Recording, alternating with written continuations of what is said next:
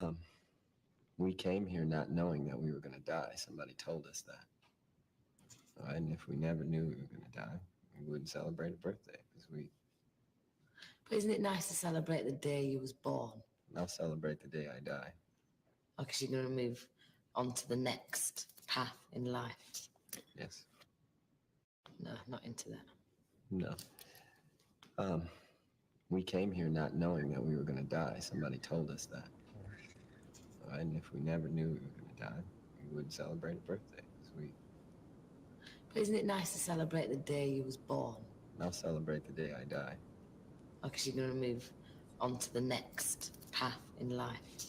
Yes. Except you're not going to be able to celebrate your day you died because you're dead.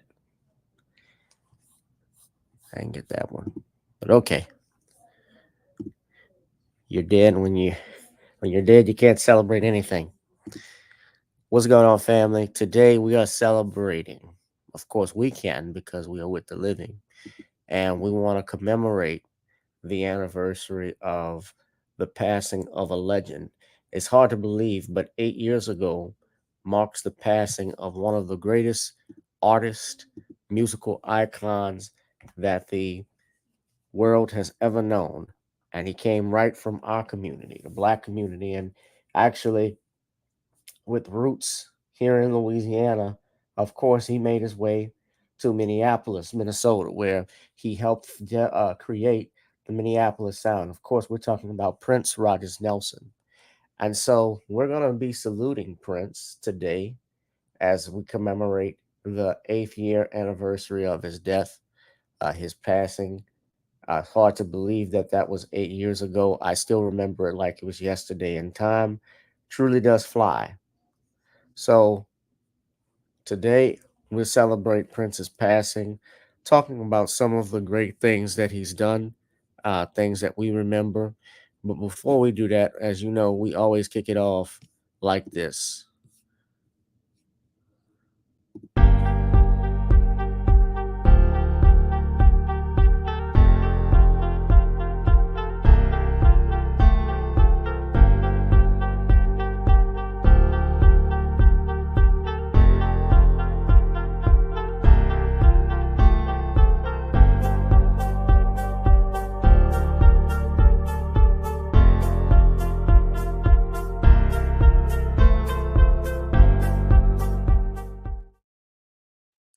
Whoever you are, wherever you are, hope you are blessed and doing safe. Ladies and gentlemen, greetings, family.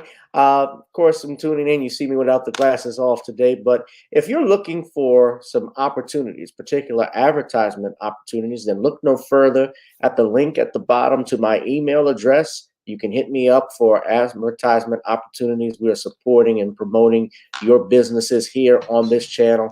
You can also, if you would like to donate and subscribe to our Patreon, a link is at the bottom as well. So you have multiple ways in which you can advertise with the platform by emailing me when we go on through our live stream. You also have access to premium content, those that want to see premium content that you will not find here on YouTube or Facebook or Twitter, as I am suspended probably by now. You guys can check out the Patreon at link at the bottom. But advertisement opportunities, definitely email me, gavin.grich1 at gmail.com for rates and for the Patreon. It is the same as the YouTube channel. It is channel gboot2786. All right? I'll holla. Peace.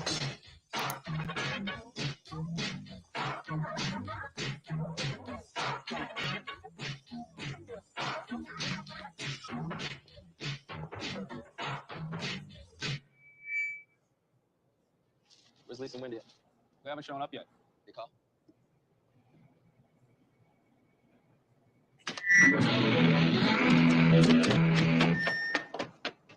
Hey, kid. The boss wants to see you. Tell him I'm rehearsing. Huh? Now. It's funny hearing Prince's high heels walk fast, but I gotta play that for copyright strike. But fair use. I don't want to get hit with a copyright strike from Warner Brothers. But it's hard to believe that this movie is now 40. It's 40 years ago that Purple Rain came out. Back in, now I wasn't even born then. I was born like 2 years later, in 1986. Purple Rain came out sometime in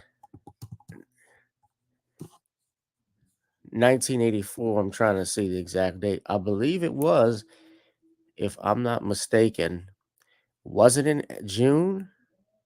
It was in July of 1984, July 27th, when the movie came out. The album was released, and this was Prince's sixth studio album, by the way. The album came out in about a month earlier, in June, on June 25th, 1984. But if you even look at numbers, that date, especially June 25th, is important because June 25th is the marks of 2009, marks the death of the late great Michael Jackson, the king of pop. And there was always what they call the rivalry between Prince and Michael, but I looked at them from different perspectives. Prince to me was Michael to me. Let me start with Mike. Was the greatest entertainer that ever lived. He was an outstanding entertainer. Mike could dance, he could sing, he could act. He did it all. Whereas Prince to me was more versatile. He was a better artist. I felt Prince, when you look at instrumentation, you look at the songs that he wrote, he's credited with writing over 500 to 1,000 songs. Michael, of course, has written over 200 songs. Now, there's no point of going back and forth over who's better or what. They both were outstanding. But Prince, as an artist, since we're celebrating him today, let's not forget Prince had to put up, when he made his demo album, his first couple of albums, so he could get on with Warner Brothers. He had to play all of the instruments. He had to produce the album, which he did. And he did this at the age of 19 years old, which was unheard of even at that time for a 19-year-old or even a 20-year-old to actually play all the instruments on an album and produce your own album, mixing it and everything, and to be involved in the creative process. Usually, if you had the Motown sound or the backing of Berry Gordy, he would bring in his own musicians, his own instrumentalists, his own producers and engineers and musicians in which to work on the albums. And it didn't, and for whatever reason, of course, with that sound, Motown was very uh, controlling with their artists and how they behaved, how they acted, especially in public. But so Prince did a lot, just to say the least. Now, we'll talk about that briefly in a minute, but this to me is one of the greatest albums of all time, Purple Rain, which, if you saw that clip I just played from the movie, this soundtrack, of course, they were performing Computer Blue. But this was his sixth studio album. So just think about that, guys. He has six studio albums at this point. He's not even 30 years old.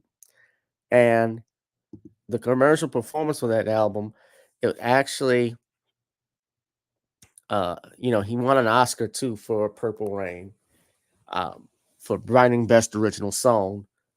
But he was the only artist outside of Elvis and the Beatles being the only artist to have the number one album, single, and film in the United States all at the same time. Because at that time, I believe Purple Rain was number one, the movie was number one, and the single Purple Rain was number one. So Let's Go Crazy was a big hit on the albums. I actually put this in on X, since everybody's watching me. By the way, shout out to you all, whoever you are, wherever you are. I did this wrong. Whoever you are, wherever you are, I hope you are blessed and doing safe. That is the intro we always do and use. And we have about 15 people here with us today. I'm sure we're going to have more that are going to be dropping in. I know they got the NBA finals going on. We had the boxing fight late last night. Everybody is, I'm sure, recovering from, because a lot of people were shocked and surprised at that result. We're going to talk about that in a minute. But April 21st, if I'm not mistaken, 8 years ago today, that was, and I was talking about Purple Rain. I'm going to get back to it. I had asked people, what was your uh, favorite song from Prince? And mine's, I hinted at, of course, was this song. Now, I'm going to get a strike, but I can see if I could just play the first little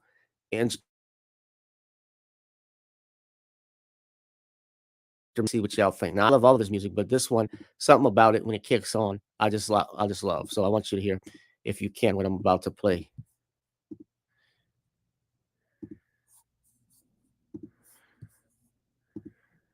Oh.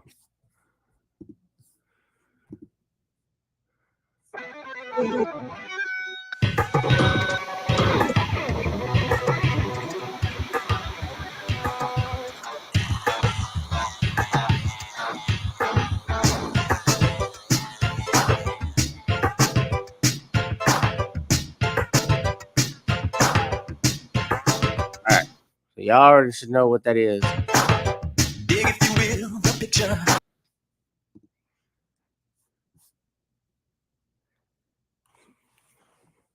That is one of my favorite Prince songs. Of course, I had to speed it up so that I didn't get hit with that copyright strike. But yeah, Prince, When Doves Cry. Of course, there's just off that track. That album was amazing. And look, that was off the heels of Thriller. Thriller is still the greatest, best-selling album of all time as of today. But Purple Rain came in like a year and a half later, let's just say, and just took over. And it established Prince. Yeah, according to this is his Wikipedia page. It established Prince as a figurehead for pop music of the 1980s and is regarded as one of the greatest albums of all time. Right. He created music videos for his songs. And Michael Jackson. So here's something he and Mike had together. They were the first black artists uh, to actually get their videos in rotation at MTV. So before you had Purple Rain, of course, with the success of that, 1999 was just as important. And that's one of another great album that Prince had. I actually gave this to my dad a couple of years ago for Christmas, along with When Doves Cry, because he's a big Prince fan. And songs that he had, like Little Red Corvette, Delirious, 1999, I think, which is his big song for him. But I love Little Red Corvette. I want to say, so where I was on the day of Prince's passing, uh, April 21st, 2016, I was actually driving on my way to visit a client, and I was listening to the radio, and we got the call, or we got on the broadcast. That was a Thursday. So that's not a Friday, it was a Thursday.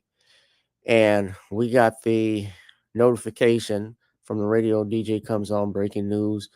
We report that musician Prince was found dead at his Paisley Park home. this Thursday evening. I remember that. So I'm on my way to see a client, and I was just devastated by what happened. That's Paisley Park. So he had a recording studio and he had his home here. A shout out to Black Spider. I haven't seen you before, dear, but Black Spider said, I grew up around him in St. Paul, Minnesota. I attended high school in North Minneapolis, where when he was on their basketball team. He played at our teen community center when I was 13 years old. He was very humble. Yeah, that he was. I heard he was extremely shy guy. But Prince had.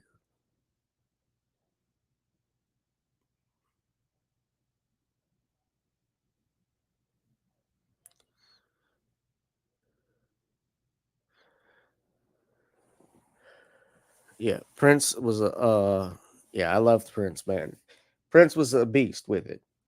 And one of the great things, someone, of course, Prince was one of, let's look at the women he had. You could just see here, he was linked to many women over the years. Now, I distinctly remember he was dating Vanity.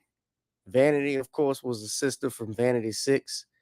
Although I fell out with her because Vanity said some bullshit. She actually supposedly had a crush on or liked Mark Furman. Yeah, OJ Simpson, Bloody Glove, Mark Furman, that mug.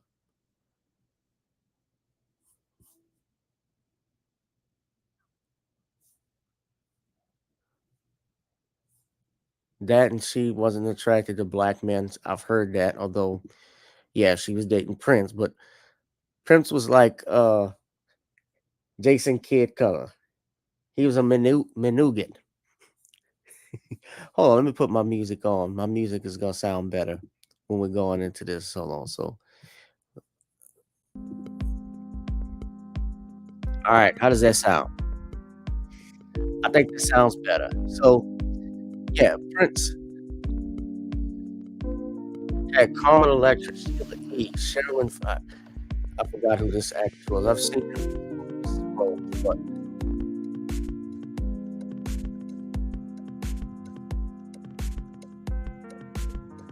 Sheila E., I distinctly remember. Susanna Melvin. I do not know her, but I'm sure everybody was. Okay, so she was engaged to Prince at one time. Prince was engaged to Sheila E. at one, Carmen Electra.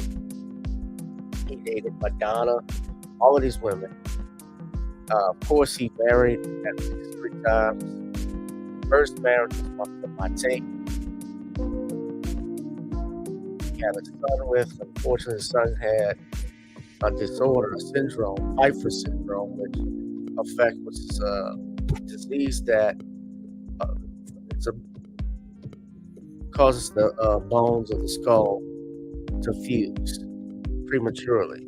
So sadly, the baby is a genetic disorder, right? So sadly, the baby didn't live long, unfortunately.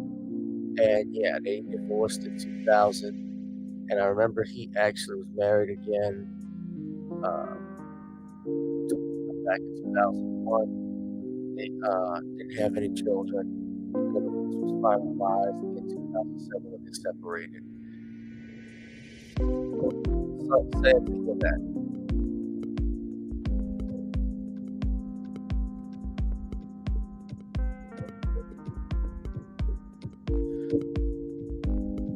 But yeah, man, something interesting because our sister, shout out to the Queen.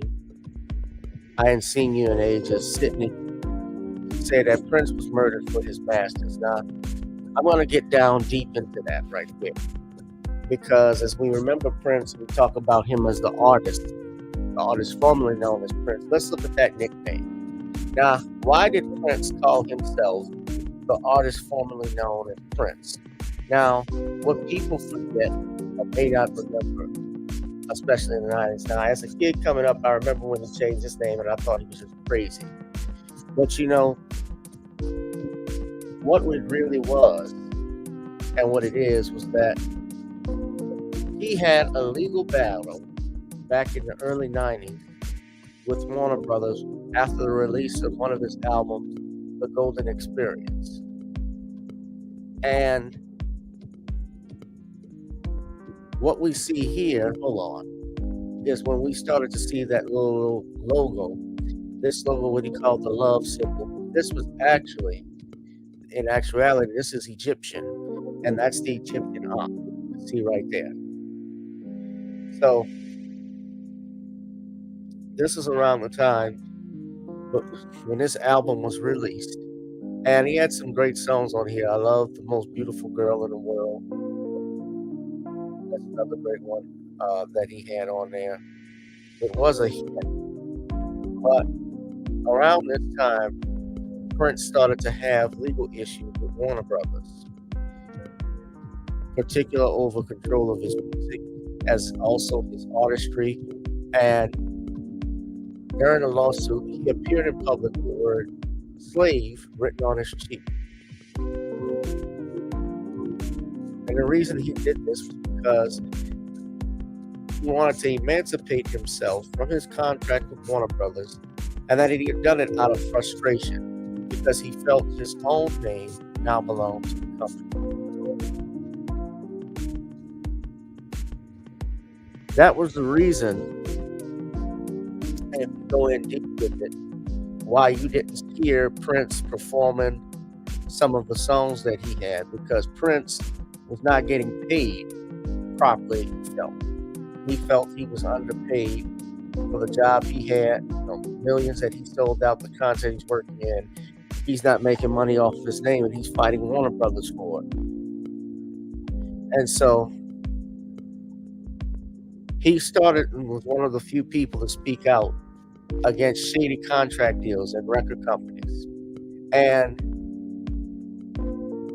Baba Dick Gregory, who I knew, the late Dick Gregory, I remember did an interview and talked about why he believed Prince had been killed, if he had to guess. And he said it was because he wrote that name slave on his cheek. Because remember, Prince in 2014 went back with Warner Brothers and got his master's. There was a time when Prince was actually just performing and working the independent circuit. He was selling out concerts and studios by himself and not even performing some of his music. Remember, he was actually incorporating in some music other people's music, like Michael Jackson. He started to perform his songs, like Don't Stop Till You Get Enough, Play That Funky Music, White Boy. He actually was doing Sweet Things. He did interviews with Tavis Smiley and so forth. So Prince could make money hand over foot. He didn't need the record companies, and he talked about it. So I want to play a couple of videos. This was on the Tonight Show. Prince had this to say about record labels and all the shady contract deals that these artists get. Hold on. You know, Like Mariah Carey just had this big $20 million. Like that's like a Fair huge use, deal, right? by the so way. you feeling that? Fair use.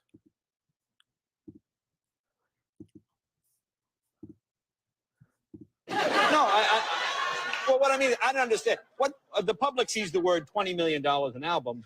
Well, Let's see. Do you all think that's a good deal? What, I mean, tell me why. I mean, what am I missing?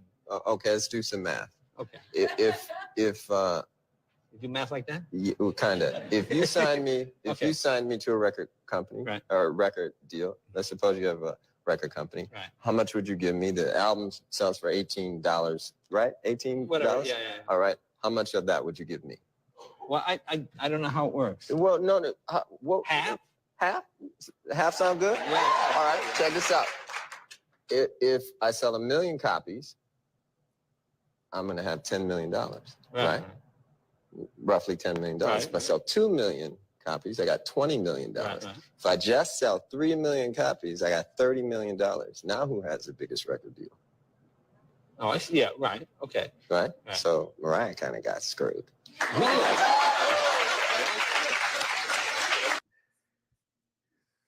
Yeah. All right. How much of that would you? For $20 million an album.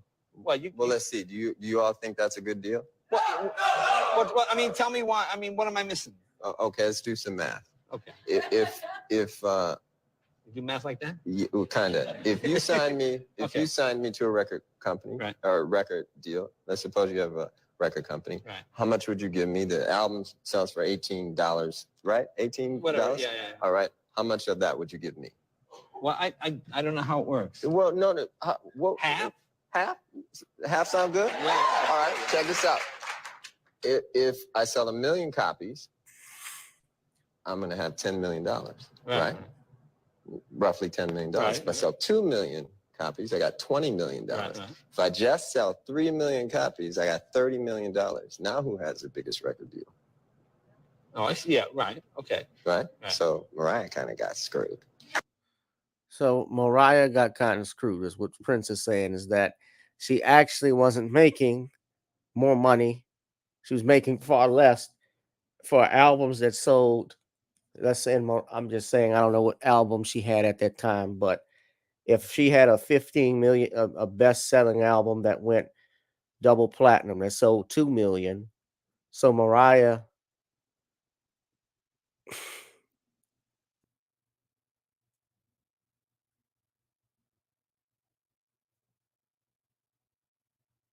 $2 million times 10, let's just say she only gets half one. So she got like $10 million. My math may be a little off. I don't do it like that. But if she got an agreement like that, so she wasn't, according to Prince, making a lot of money. So now he also talked about ownership, music ownership, and why do you really need record companies? Hold on. The reason why it became such a big deal back then is ever since my third album, Oh, I wasn't really taking large advances from the recording companies. I was recording the albums myself in my own studio. So the way I looked at it, I owned the work because I paid for it. And I did all the work. I created it, so I felt like it should belong to me. That said, the companies felt otherwise. And they would always hold this contract up and say, well, you signed it. And I say, well, I understand that. It's not like I want to leave. I just want to, talk about this thing and see if we can't make it more fair. Of course, they wouldn't change, because if they changed, they wouldn't really exist. And that's kind of the situation we're in right today. They're not going to exist much longer. It's not like we're against them or anything like that. The idea is that we find better ways of working with one another. It shouldn't be a situation where they own the album or the work. We're talking about intellectual copyright. If they're going to be indeed a delivery service, then that's fine. But even FedEx doesn't say that they own the thing that they ship, right? So ultimately, it keeps us apart, and it keeps the people in power in charge of us. So ultimately, we're going to have to learn how to be together and become one people. What I've been doing recently is studying the scriptures as deep as I can, so that that's what gives me the optimism. And I would advise anybody, if you want to feel like there's some hope in this joint, pick up the book and read it and get somebody to actually show you what's going on, because it's a real thing. You don't hear a lot of young people talking about things like I talk about, because they really haven't lived. They haven't gone through a lot of experiences yet. And we can't really expect them to. It's just not all the party, alcoholism and promiscuity. Get some elders up in here and let's talk about all this and distribution service. What do we really need record companies for? Really?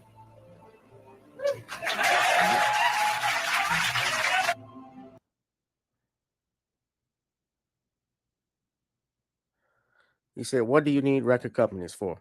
So Prince was a man who was on a mission. He was on his game. And back in 2014, and then I'm going to tell you my story about Prince, because I have a Prince story that I'm going to share. You probably heard this before, but basically, we put the music back on. So Prince had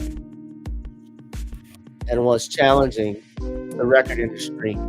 About 2014, things came around full circle for him. He actually struck a new deal with Warner Brothers, and there was a time when he broke off from Warner Brothers. Between that, I remember in 2004, he had the song Musicology, that album, which I enjoyed that. Subsequently, that Prince, since he's died, he's had posthumous releases that have come out, mainly stuff that, there's music for decades, they say, that Prince has that, in his vault, that they have been trying to get. And that's the main thing. Supposedly, those albums and demos that have still not been released, not all of them, can last 100 years, they say. Because true artists work on their music, work on their craft like a Prince, like a Bob Marley, like a Stevie Wonder. They're always working on music, so nothing really changes with them. But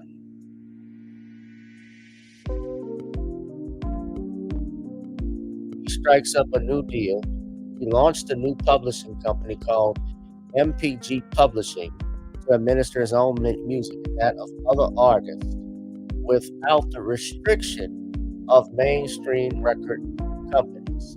Let's not forget, he also released around that time in 2015 with the death of Freddie Gray a song called Baltimore. You know, Freddie Gray was the black man whose neck was paralyzed. He started to advocate, of course, for Black Lives Matter. And he actually even performed a special concert in Baltimore around that time. But he struck up a new deal, which is very important, with Warner Brothers. After an 18-year split, he re-signed with the label. Now, this is where I think Prince made a mistake.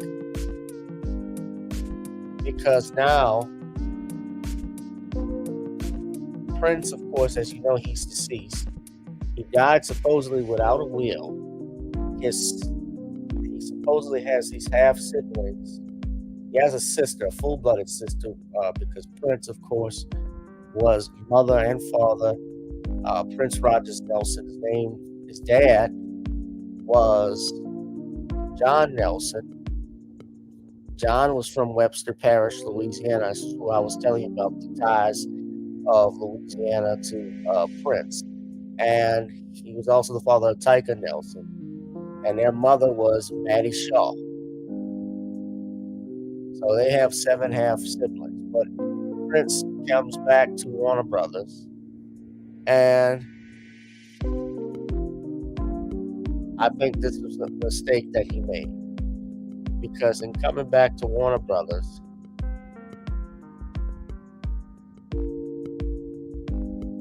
I just had this here.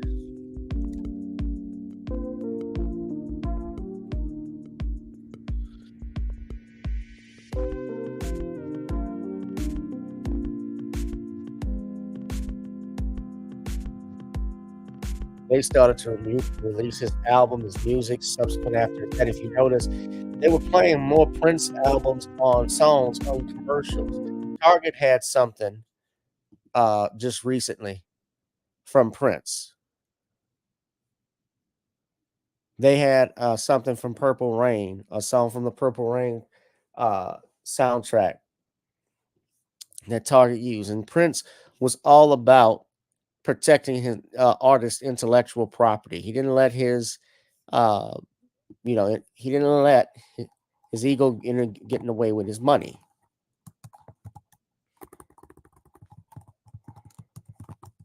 But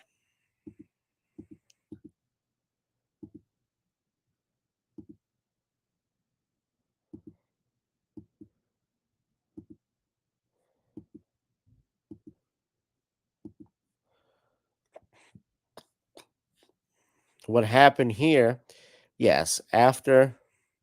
Now, remember, here's another thing. I'm going back and forth, I know. So I'm trying to find, and I highlighted it where I was, and it went away. But you remember Prince actually did the Batman soundtrack. And when he did that, he had to sign away all of his publishing rights to the songs on the album as part of the deal to do the soundtrack. And the soundtrack actually made the movie to me because all of the songs that they had fit, Party Man with the Joker dancing in the art gallery and tearing up the paintings. Of course, the end credits, he had a song called Scandalous, which he co-wrote with his dad.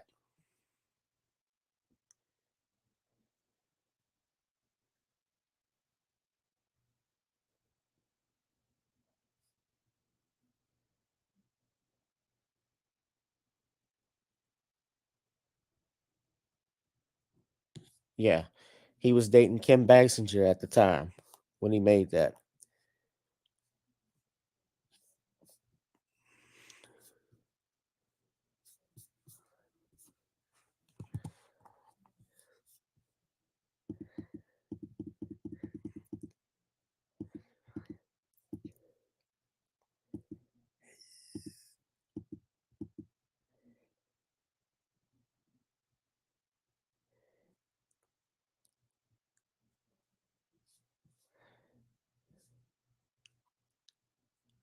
Yeah, they were refusing also to release music at a steady pace.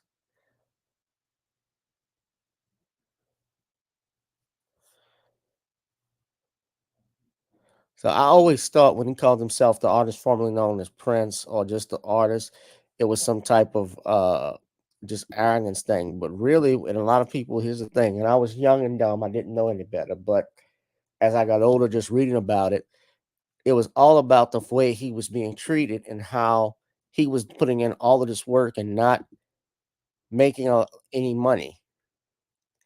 So he had no contractual obligations with Warner Brothers after the 90s, let's say 1996. And so he started to perform covers of other artists' songs, like La La Means I Love You, Bet You by Golly, Wow by the Stylistics, as well. Stylistics, the Delphonics, yeah.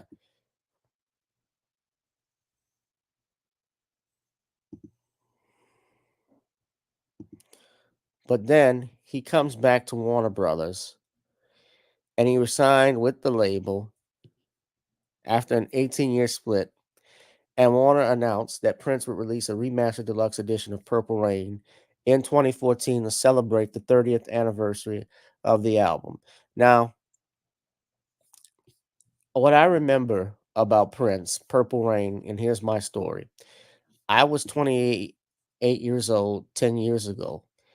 Oh, God. And I remember when they had Essence Fest in town for in July of 2014. I was studying for the bar. You know, Essence Fest is right around the 4th of July. So in New Orleans. I did not think I could study for the bar and go have a good time. But given who the artist formerly known as Prince was and is, and the fact that this may be a once in a lifetime event, I not only went, but I convinced my parents to come with me.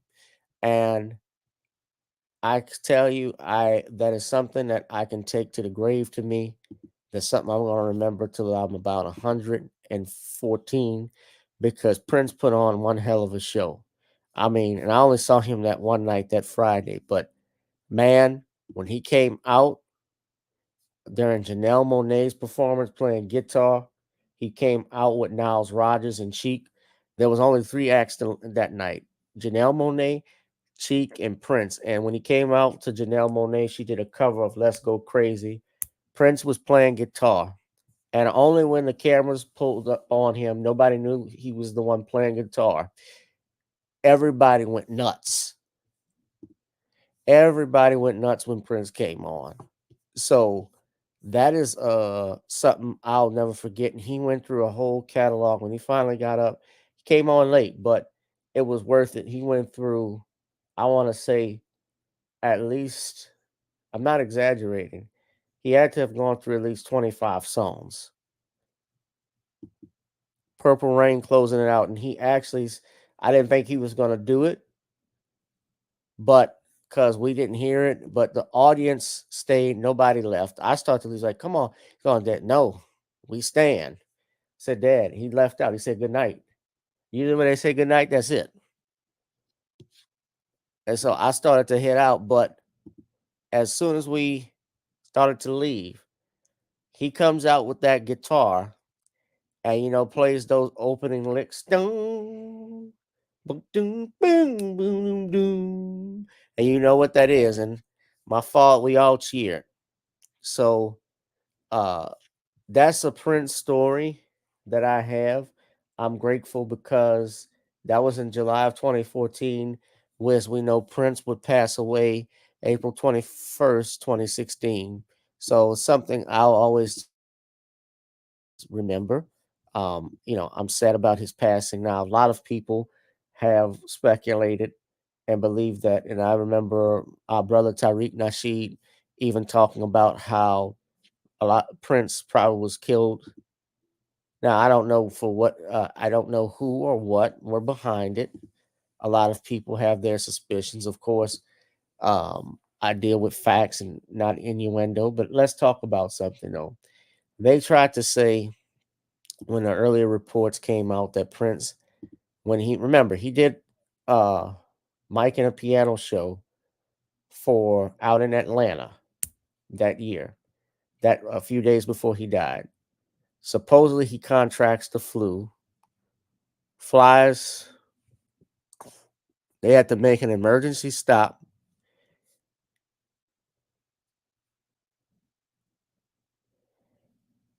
The plane had to stop.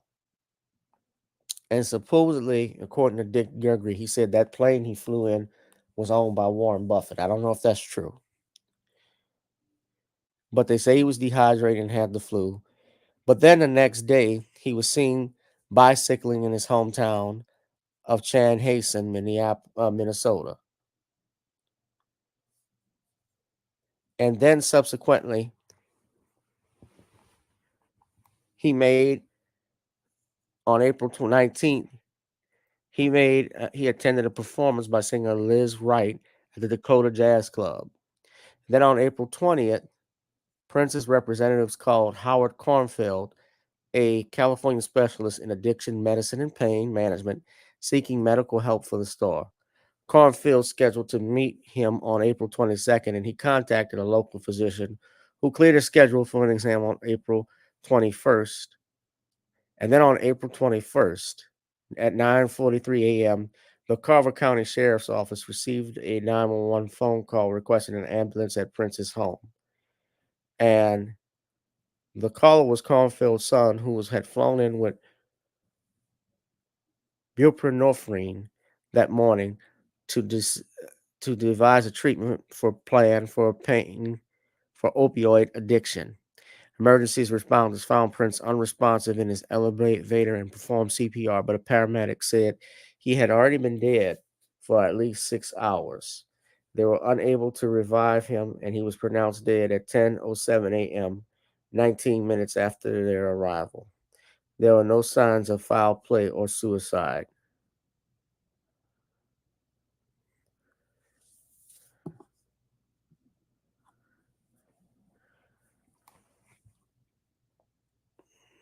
So, but remember, earlier reports, what they do is also, if they can't assassinate you personally, they assassinate your character. And remember, they were trying to say that our brother Prince had AIDS.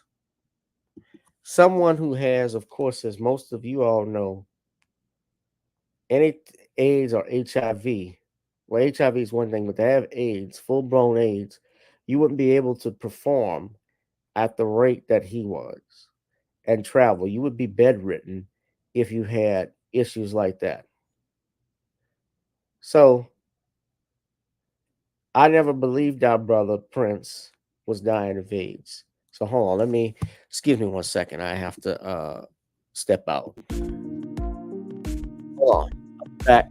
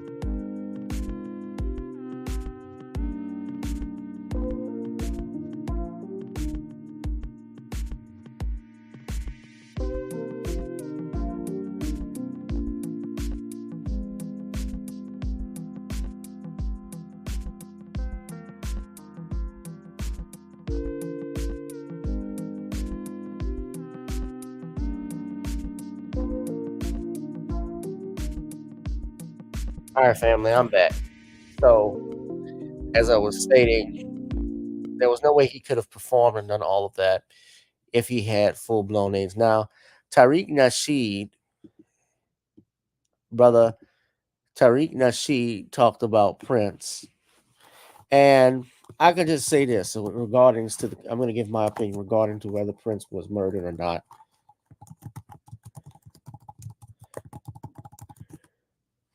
There could have been foul play just due to the fact that so many people we know within the being in the record industry, being in the music business, people have died under mysterious circumstances. Even James Brown's death, they said, was being investigated a few years ago. I posted that article from CNN. CNN, of all people, did a story about Prince's death, about James Brown's death, and how they suspected foul play was involved. And the Atlanta District Attorney's Office was supposed to be investigating his death, although nothing has ever come up of that. Same thing with Sam Cooke. We know because I've done, and that actually I've gotten a lot of comments. People still watching that interesting breakdown on Sam Cooke and Otis Redding's death. I get comments and notifications from people who have seen that and praise it, who suspected. Thank me for that, because a lot of people suspected that Sam Cooke was murdered for his catalog. They try, of course, to slander Sam by calling him a rapist. And just some things about the story that they've told us with Sam Cooke's passing just didn't make any sense. But I want to play this clip. This is Brother Tariq Nasheed talking about Prince's passing. I think he was on, can't tell what radio this show this was, but he came in and talked about his death. This was ago.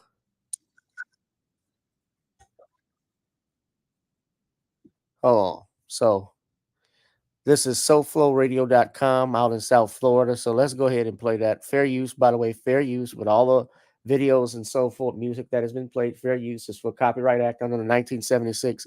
Does allow for media to be used if it's being shown for news purposes, which this is. We're doing commentary. So a moment of silence. Yes, indeed. You know, normally for the show, the discussion show that we have is normally just an interview type of situation. Right.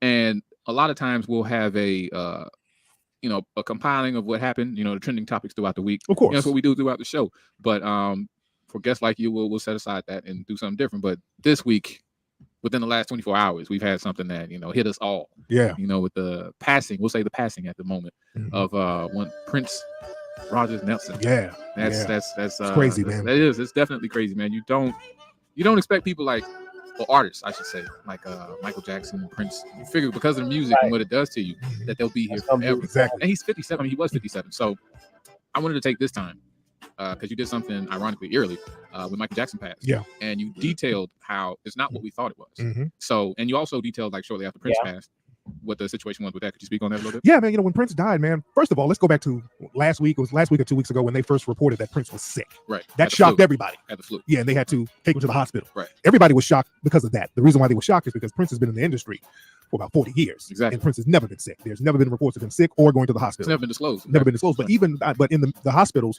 if you're admitted to a hospital, they'll leak the story because they get paid. Hospital workers get paid to leak stories about people coming in. So somebody would have said something if Prince ever went to a hospital. That's why Michael Jackson didn't want to go to hospitals. That's why that Conrad Murray guy was at Michael's house doing all that stuff to him because Michael knew that people were trying to get him. Right. Dick Gregory had to take him to a hospital up in San Francisco. Right. And Dick Gregory was with him. He was in my movie Hidden Colors 3, I think. It was one or two or three. It was one of them. And he's a real deep brother. Right. And Michael didn't want to go to a hospital for that very reason. Number one, he didn't want nobody selling his story or letting the media know he was there. And he knew that it was easy to get poisoned, but they got Michael anyway. But Prince, we never heard anything about him getting sick or going to the hospital. This brother was a strict vegetarian. Right. I mean, this guy was the picture of health. Patti LaBelle has even done interviews saying that the guy eats like a bird.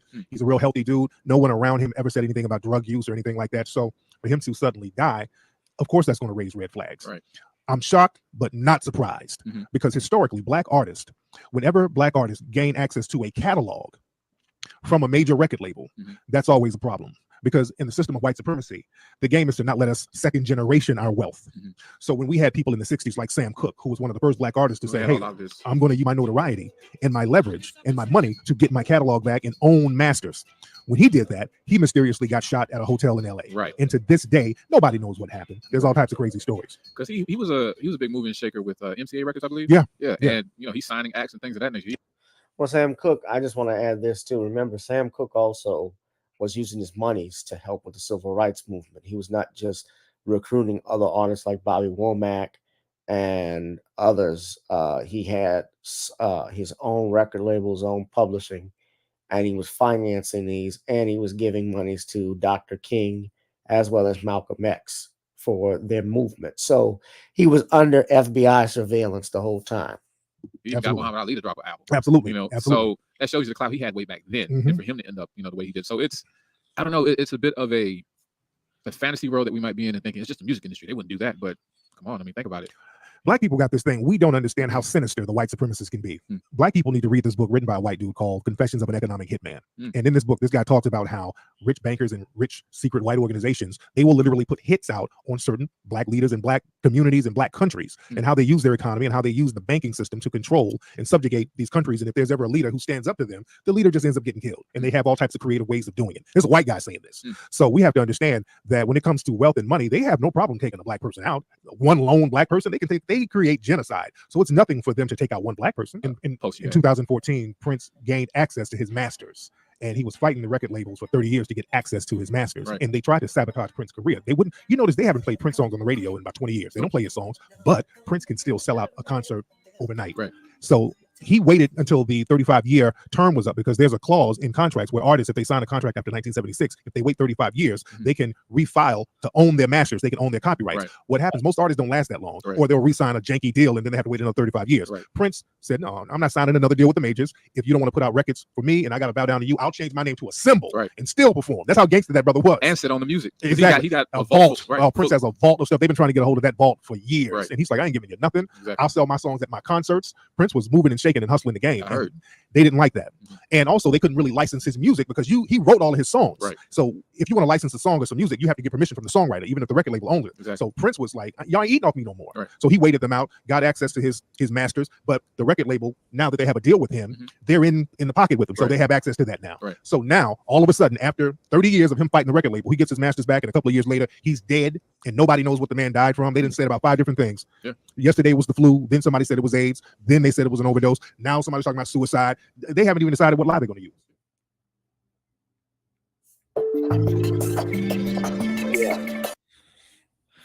So he's 1,000% right on that part. But yeah, black artists who go get their masters, they're met with untimely death. So, but nevertheless, we still remember our brother and support him, no matter what the circumstances were. It was a tragic loss to lose the artist formerly known as the artist. I won't say formerly known, but because he is known as Prince. And so we salute Prince today, 8 years on his transitioning, because he says he doesn't even celebrate his birth. It's not a day he wants to celebrate his birth. He'd rather celebrate his death because he's going on to the next phase of life. And so we salute Prince. And I'll just play that video of that interview he did one last time. It's a very short clip.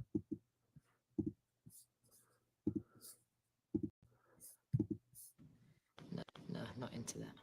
No. We came here not knowing that we were going to die. Somebody told us that. And if we never knew we were going to die, we wouldn't celebrate a birthday. But isn't it nice to celebrate the day you was born? I'll celebrate the day I die. Because you're going to move on to the next path in life. Yes. No, not into that. No. We came here not knowing that we were going to die. Somebody told us that. And if we never knew we were going to die, we wouldn't celebrate a birthday. But isn't it nice to celebrate the day you was born? I'll celebrate the day I die. Because you're going to move on to the next path in life. Yes. No, not into that. No. Did you sleep in your clothes again last night? We came here not knowing that we were going to die. Somebody told us that. Where, Dave? And if we never knew we were going to die, we wouldn't celebrate a birthday. But isn't it nice to celebrate the day you was born? I'll celebrate the day I die. Because you're going to move on to the next path in life. Yes. Now, I don't know if he did that. I don't think any human being who dies celebrates their death. They can't, but we can celebrate it at least for him. And we say rest in power to Prince, ladies and gentlemen. So yeah, that was Prince Rogers Nelson. So yeah, man, deep. And of course, last night we had the boxing fight. So I said I was going to talk about this too. The fight between Ryan Garcia and Devin Haney. I ended up ordering it. Now, I wasn't sold on this fight. I didn't even know a fight was going to come on, or probably until like 2 days ago. Now, I've always been big in boxing, but especially with the way that the heavyweight division sucks. Boxing is not what it was, just to be honest, let's just say 30 years ago, or even 20 years ago. Right around the time when Mike Tyson was on his way out of the boxing world, boxing was the heavyweight division was still popular, but it was shaky because everybody was getting old. Tyson's got older. Lennox Lewis was dominating, but Lennox Lewis, a lot of people weren't keen on Lennox just because where he was from. And I'm being real. And the lack of competition that was there. Evander Holyfield was older by that time, was fighting for a check. So a lot of people didn't care for that. I won't say didn't care for boxing, but it started to lose interest. And then you had the Klitschko's, who I just thought the Klitschko's were just big. Klitschko's were just big. They even fight top weight fighters. And when they fought people like when they fought Lennox, you know, Lennox, I think, fought was it Vladimir or Waldemir? I think it was Waldemir Klitschko. I think it was Vlad. And he cut him up. That last fight, that was Lennox Lewis's final fight as a professional boxer. He retired right after that and joined HBO Boxing. That's when boxing was boxing was very popular when they had HBO and Showtime. You know, Showtime doesn't have boxing anymore. They don't have, it comes on DAZ, and that was Vitali. So he beat Vitali Klitschko. I thought it was Vladimir. I was wrong. Vitali, I had it right initially. Klitschko.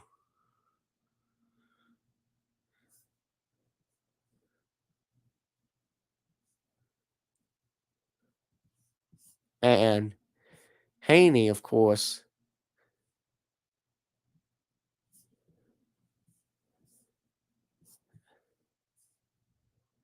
was fighting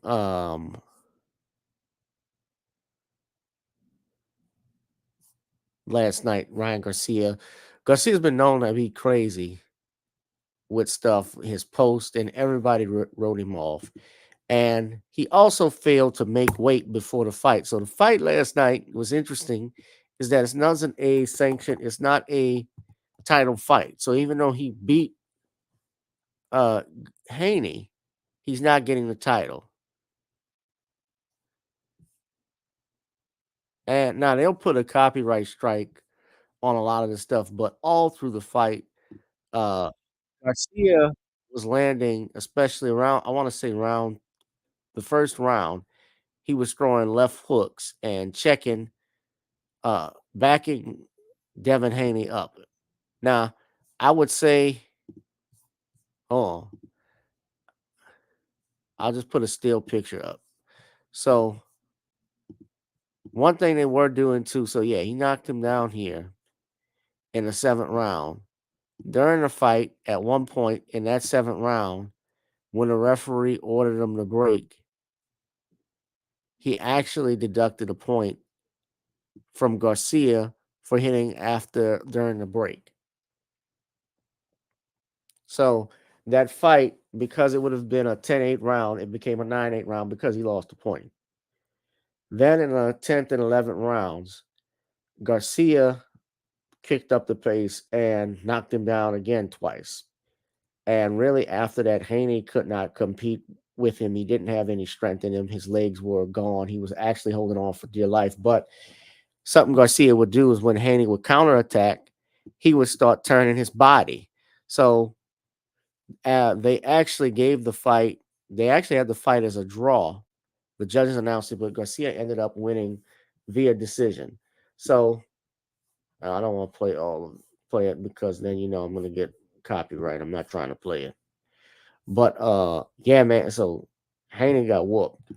So I was actually surprised at the way Garcia was able to manhandle Haney the way he did.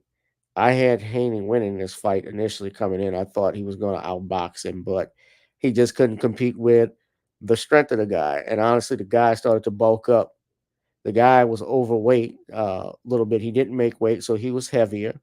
So when you have a heavier fighter versus a lighter fighter, he obviously can pack a little more punch.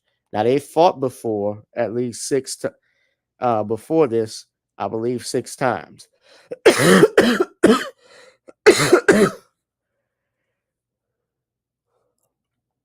I definitely think there's going to be a rematch. Who's going to see it?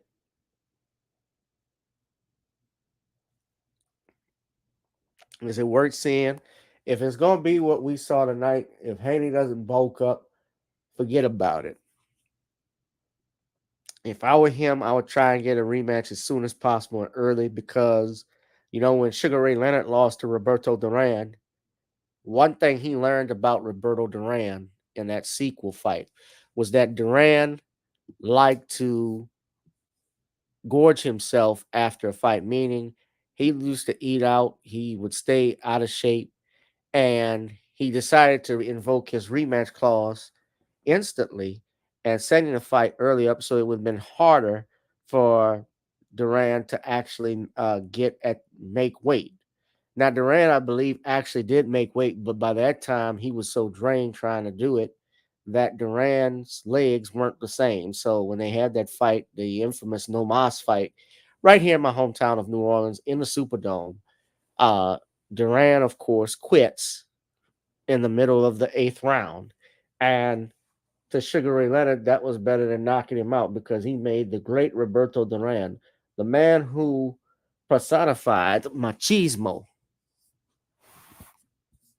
Man used to fight on the streets of Venezuela, someone who has been boxing almost for all of his life since the time he was a child. That was better than money. And Sugar Ray Leonard redeemed himself. Yeah, this was the No Mas fight.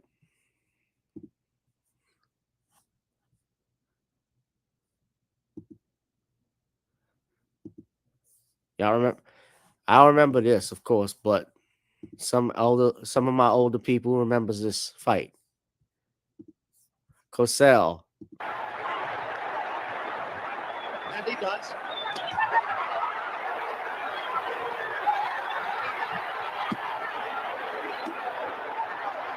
But Duran has quit. Roberto Duran has quit. There can be no other explanation. Pandemonium in the ring, and Roberto Duran has quit. And out went another runner to punch at Duran. Let's get. Yeah, Duran blamed it on stomach cramps. He had to actually be brought to the hospital at Baptist Memorial right there on Napoleon. But they said no, he wasn't really sick. He just got tired of dealing with him.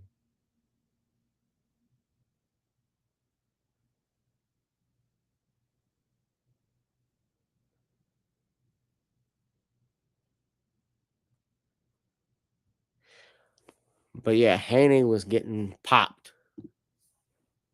Haney got popped. I think he'll fight again, and he manned up after the fight and agreed. Now, interesting, Garcia bet on himself to win the fight.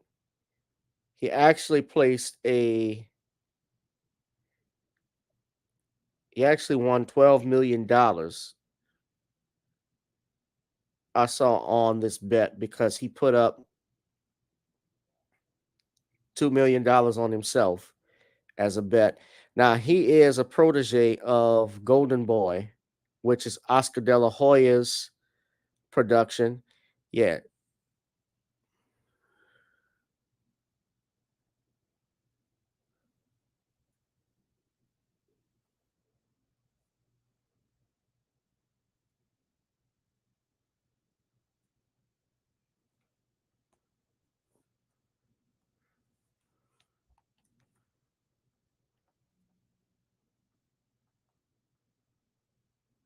So Golden Boy, you saw Bernard Hopkins out there. So he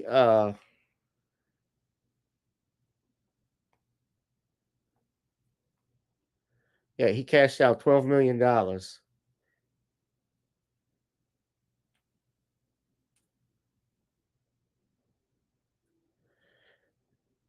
Garcia was also supposed to pay Haney some money because since he came in overweight, he was supposed to pay him like $1 million and only ended up paying him 600.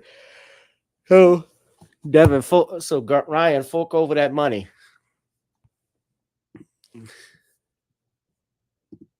Yeah, man. But boxing, who knows? The future may be bright with these guys, and I think a new rematch probably would invoke even bigger. Everybody liked this fight. I think a rematch, if Haney doesn't change, if Haney's got to change the strategy up, because I'm tired of seeing these rematch with these fighters and they do the same thing. But a lot of people were talking about his dad. I'm talking about Devin Haney's dad, who was always talking shit all the time. I had somebody, my friend was texting me, Wayne was texting me last night, man.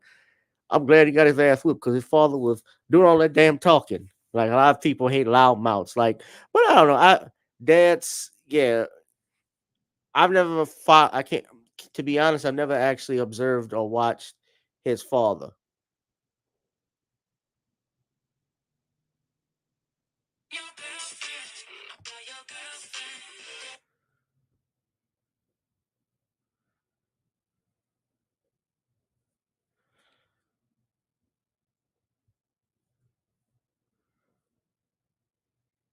But what say you, family? That was Bill Haney. Yeah, so this is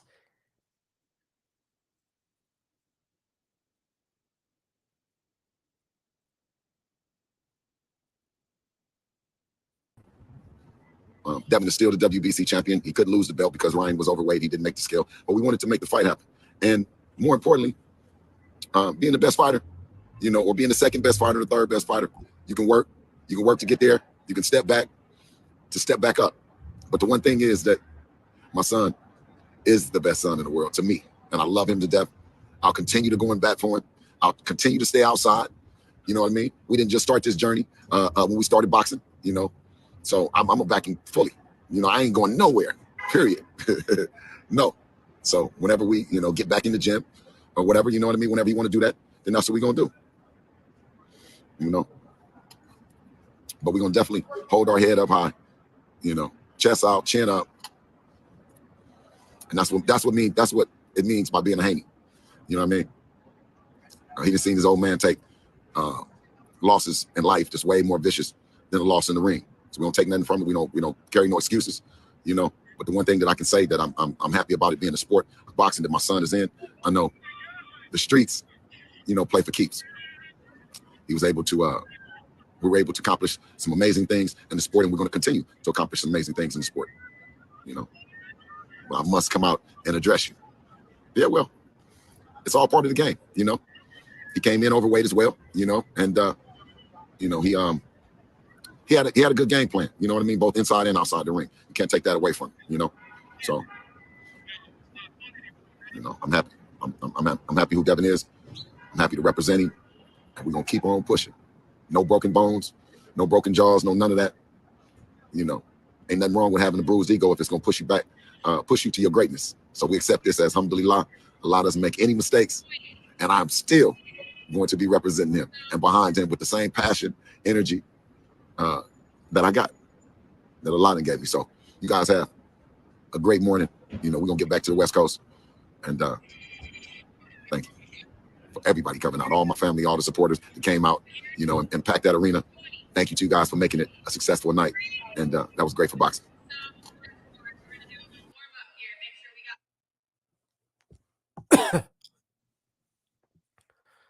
Yeah. No, it wasn't an even playing field. Tim Bradley even said that. So yeah, I think it's gonna be. So yeah, man. I look forward to the next fight. I'll probably have to go over to somebody's house and watch it because I'm not paying $79 for that. Hell no. What's going on, Bossy Queenie, Professor the Film Fan, Black Spider? I see you all. Family, also, since this channel is not monetized, make sure you all are, first off, subscribe to our Rumble page. Go to Rumble. I will put the link in the chat right here, the link to the Rumble. That way, when we go live, you'll know we're live, and I'm coming at you with 5, as I always state. And you can support the channel by subscribing there.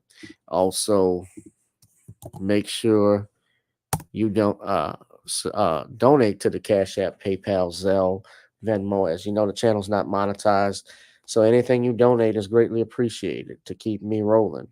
Love me for my time. Please pay me for my time. I'd appreciate it. And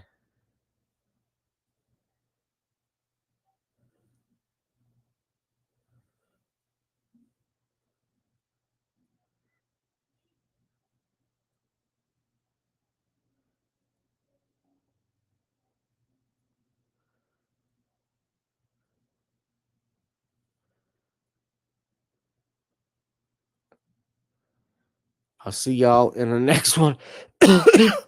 I'm not feeling that. Yeah, man. I don't know what it is. It's just been the weather, the change in it.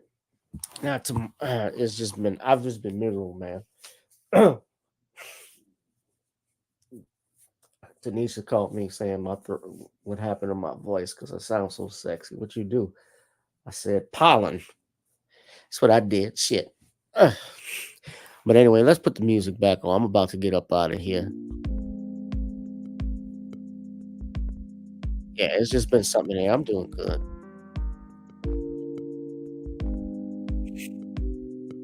Professor Film Fan says favorite line is, "Why don't you live by yourself in the waters of Lake Minnetonka?" Yeah, that was great. Just think of this too. Prince had all the baddest women: Apollonia, Sheila E. Kim Basinger, Sheena Easton, Madonna, Vanity, uh, just a bunch of women.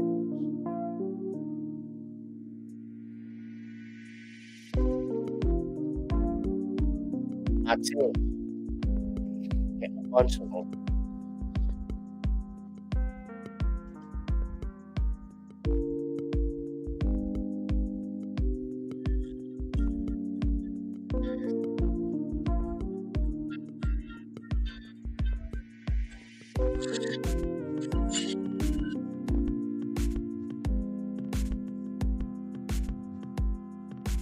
This little is what we're about to talk out in the big system. Based on nothing beautiful reaction. She collapses into a heart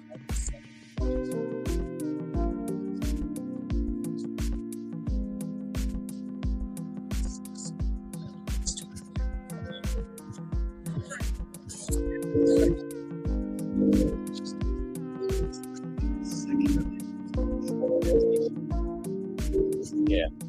All right, y'all. But anyway, y'all, I'll put the link to the Rumble so you can go ahead and do that. That he was.